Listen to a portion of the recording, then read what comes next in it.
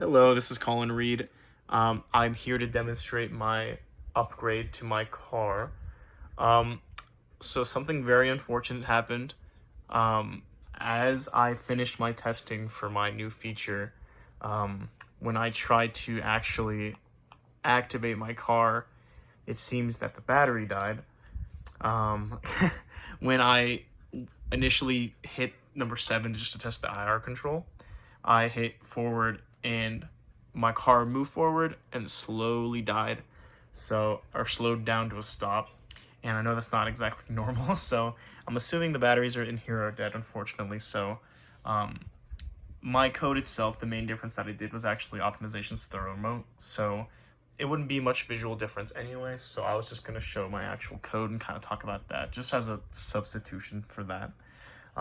So this is my primary kind of multi-function control module. The main things that I added here, the main implementations, are these define functions, or the define lines here. So every define line that has a 2 next to it is going to be a line that I implemented for optimization.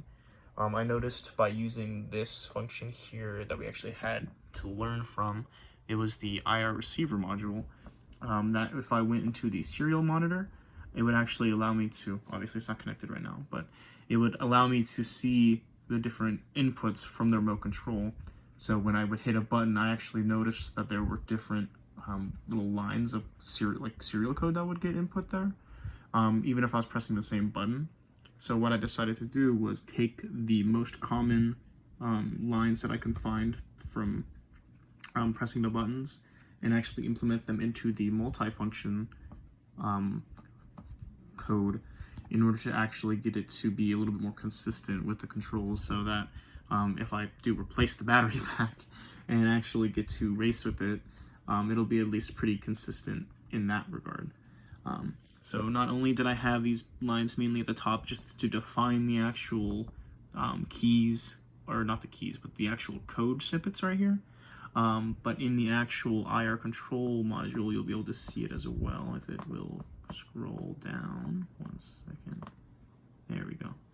Let me find that. So this is my IR control. It's kind of a long function, so I'll try to go past there. So it's essentially just a giant switch statement now because of how I had to implement it. I don't think necessarily would have needed the break statements in between each, but I left them in there just for consistency's sake.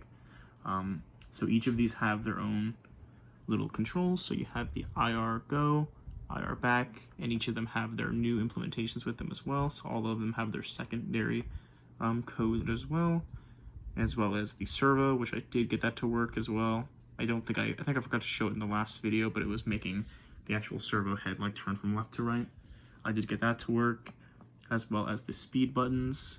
That I couldn't really tell if I got that to work, but I did implement the secondary version as well in there just in case it did.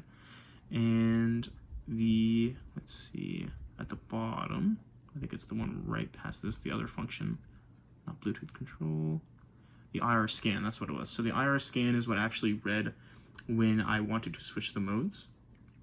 So I did implement that in there. So I have all the little 2 functions as well. So you have the IR control 2, IR self control 2, the Zunji mode, and the Bluetooth control, which is cool. And then, let's see. And then all these flag statements are still here as well. So the flags are still for all the different modes and everything like that. But that's pretty much it. My primary use was the receiver module from back then to actually get the code inputs themselves. And unfortunately, I cannot show it working, even though it has enough power to kind of light the LED switches for some reason. I guess it just doesn't have enough to actually power the motors, which is extremely unfortunate, but hopefully I'll be able to get that all fixed and settled tomorrow. That will be it for now, and I hope to actually get to race this tomorrow. Alright, thank you so much.